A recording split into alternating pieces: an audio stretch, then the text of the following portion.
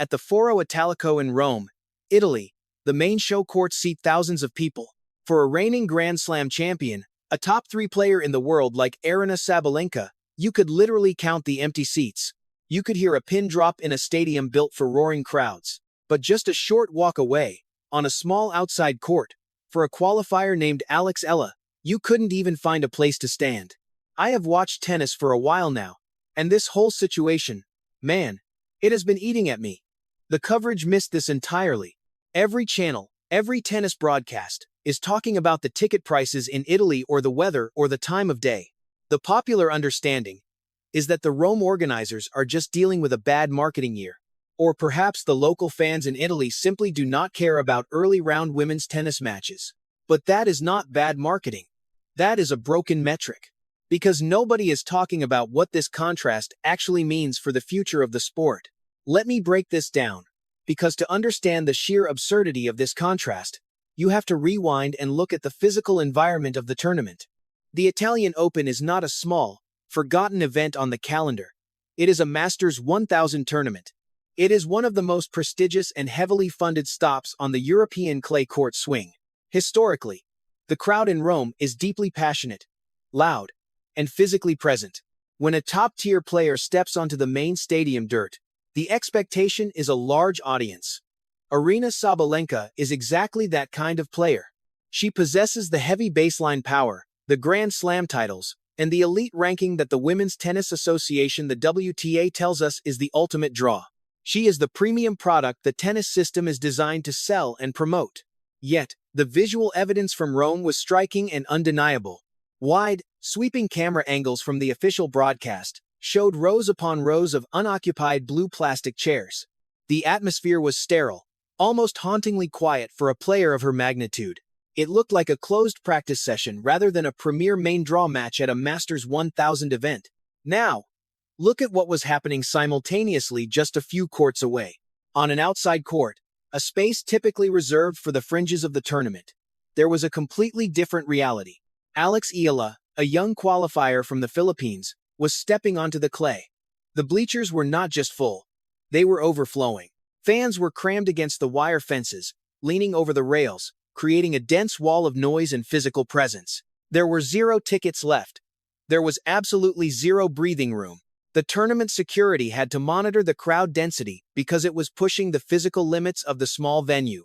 Here is where the data makes this contrast so jarring.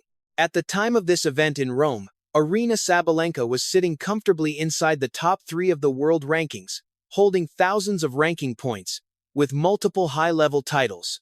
Eala was grinding through the qualification rounds, ranked well outside the top 150 globally, fighting just to earn a spot in the main draw. On paper, the gap between them is an absolute mathematical chasm. In the strict logic of professional tennis, one player is a top seed, and the other is a statistical underdog.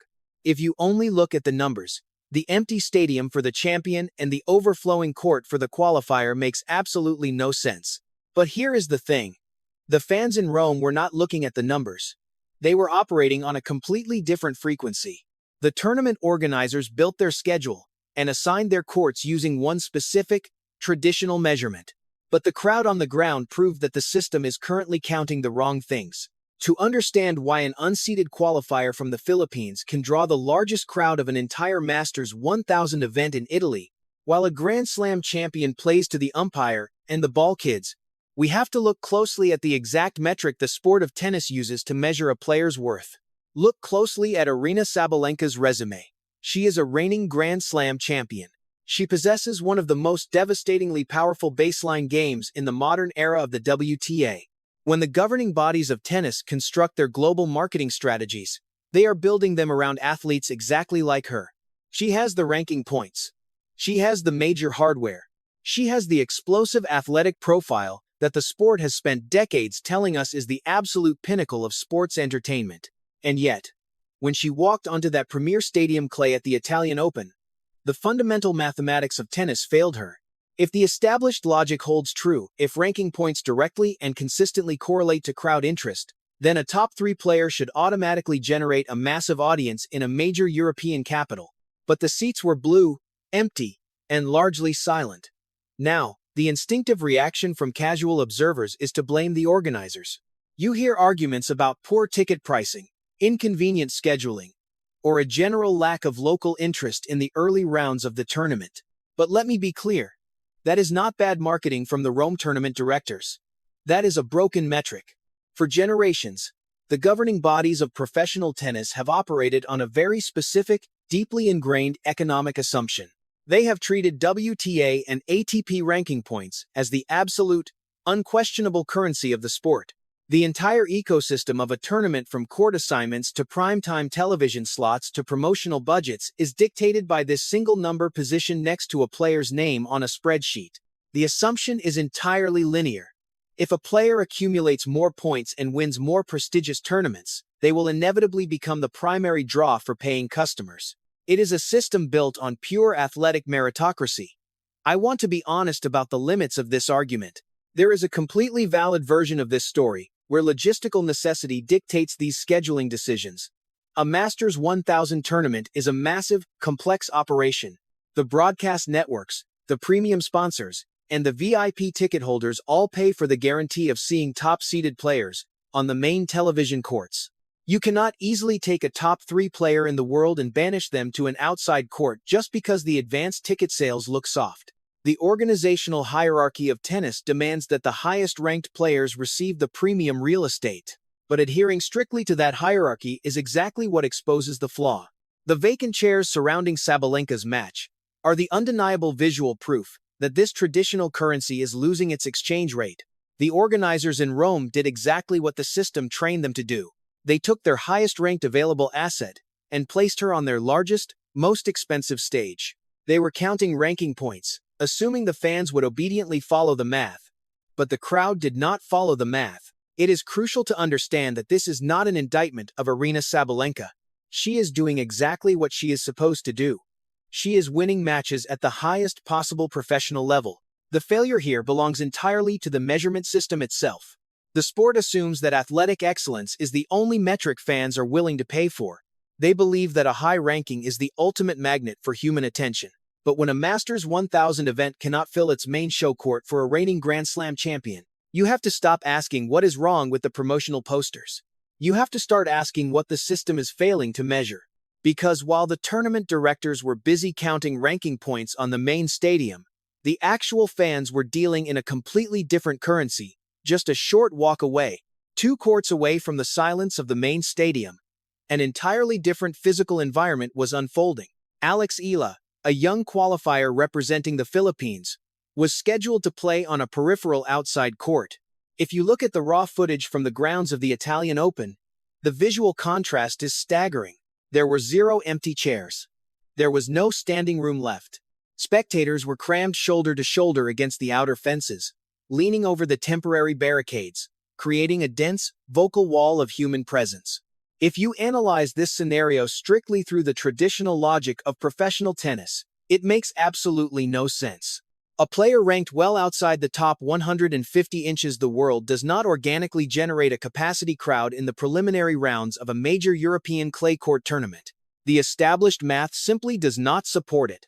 But here is the secret revelation that the traditional coverage missed entirely. To understand the explosive attendance around Eala, you have to stop looking at the WTA rankings and start looking at the actual census data. Italy is home to one of the largest overseas Filipino populations in all of Europe. There are hundreds of thousands of Filipino citizens living, working, and establishing communities across the country, particularly in major urban centers like Rome. When you understand that specific demographic reality, the crowded outside court instantly makes sense. The people packed against the chain-link fences were not there to watch a standard tennis qualification match. They did not buy a ticket because they were deeply invested in the technical mechanics of the sport or because they were tracking Eala's specific WTA points. They were there entirely because of the flag printed next to her name on the scoreboard. That is not a traditional sporting audience. That is a diaspora. For the Filipino community residing in Italy, the presence of Eala at the Foro Italico was not just another match on the schedule. She ceases to be just an unseeded qualifier in that specific context. She becomes a direct, localized representative of their national identity on a premium European stage. Buying a ground pass to stand outside her court was not an act of tennis fandom. It was an act of cultural solidarity. This right here exposes the massive structural blind spot of the tournament organizers. The planners in Rome looked at a sterile spreadsheet to determine their daily schedule. They saw a low-ranked player from Southeast Asia and assigned her to a small, secondary court, functioning under the strict assumption that low-ranking points equal low public interest. They mapped out the grounds based strictly on the athletic hierarchy, but they were completely blind to the actual demographic reality of the very city they were operating in. The system failed to anticipate the crowd because the system is using the wrong measurement.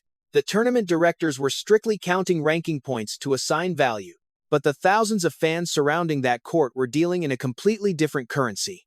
Identity. Ranking points are inherently unstable. They drop when an athlete sustains an injury, and they disappear if a player fails to defend a title. But identity does not depreciate. The emotional connection a fan feels toward an athlete who represents their home country, especially when viewing them on foreign soil, is permanent and unconditional. Professional tennis has spent decades trying to sell the global audience on the sterile, mathematical perfection of top-tier seeds playing in massive arenas. But the physical reality on the ground in Rome provided a glaring counter-argument. Raw, localized human connection will aggressively outdraw abstract statistical perfection. The physical reality of the overcrowding around Eala's court was obvious to anyone with a pair of eyes on the ground at the Foro Italico. Security personnel were visibly having to manage the sheer density of the crowd. Yet, the official response from the Italian Open tournament directors, the structural reaction from the system itself to this massive influx of human interest was absolute, unyielding silence. They did not move the match. They did not suddenly upgrade Eala to a larger stadium to accommodate the thousands of Filipino fans flooding the pathways. They held the line and stuck entirely to the printed schedule. Now, I want to be honest about the limits of this argument. The generous reading here is pure, rigid logistical necessity. You simply cannot run a Global Masters 1000 event strictly on sudden spikes in crowd emotion. The Italian Open has complex broadcast contracts with international television networks. They have premium sponsors who paid exorbitant sums for luxury suites specifically to watch top-tier, globally recognized players like Aryna Sabalenka on the center clay. You cannot arbitrarily evict a reigning Grand Slam champion and a top-3 player in the world from a main show court just because an unseeded qualifier has a louder, more concentrated demographic presence on that specific afternoon. You have to respect the athletic hierarchy. If professional tennis abandons its meritocratic ranking structure entirely, the sport loses its competitive integrity. Both things might be true at once. The sport absolutely requires a strict, point-based ranking system to function as a legitimate athletic competition, but the business of the sport desperately needs the raw, ticket-buying enthusiasm of those fans pressed against the outer fences. The problem arrives when the governing bodies of tennis refuse to acknowledge the growing friction between these two realities. The silence of the organizers in Rome and their strict, unbending adherence to the original court assignments exposes a massive systemic lag. By stubbornly clinging to WTA ranking points as the single, undisputed metric of a player's worth, the tennis establishment is actively stifling the commercial potential of emerging, non-traditional tennis markets. This is not just about one match in Italy. This is about the structural ceiling placed over athletes from developing tennis nations. Eala is not just a tennis player attempting to climb the rankings. For the Filipino diaspora, she is a cultural focal point, but the traditional tennis system does not have a column on its spreadsheet for cultural focal points. It only has a column for points earned at lower-level challenger tournaments. Because of this rigidity, the sport is actively ignoring a massive source of energy. They are treating the explosive crowd support for Eala as a quaint scheduling anomaly rather than a blueprint for global expansion.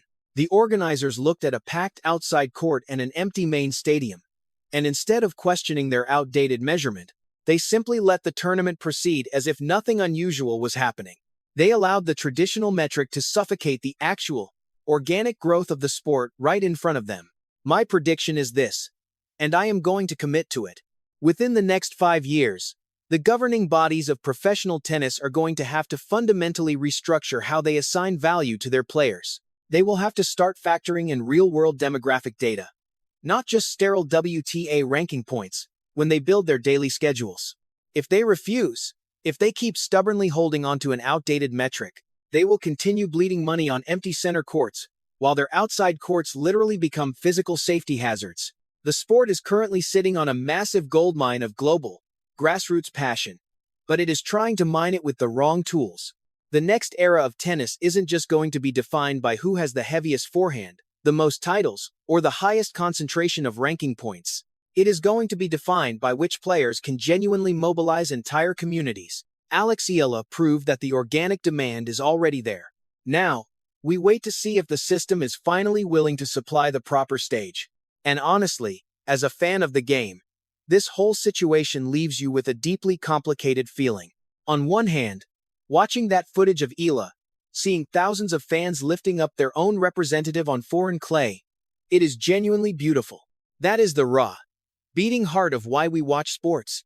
But on the other hand, it is incredibly frustrating to watch a billion-dollar industry fail to recognize the massive currency of identity staring them right in the face. This story has barely begun. Tell me in the comments what you actually think. Should Masters 1000 tournaments finally break tradition and instantly upgrade court assignments strictly based on localized crowd demand? Or must those premium show courts always remain mathematically reserved for the highest-ranked players, even if they end up playing to completely empty seats? Come back to this video when the Asian hardcourt swing begins later this year, because everything we have discussed today about market metrics and cultural identity will either look prescient or look like overcautious noise. If this kind of analysis is what you come here for, hit subscribe and turn on notifications. The most interesting takes always end up at the top, so get in there. Thanks for watching, and I will see you in the next video.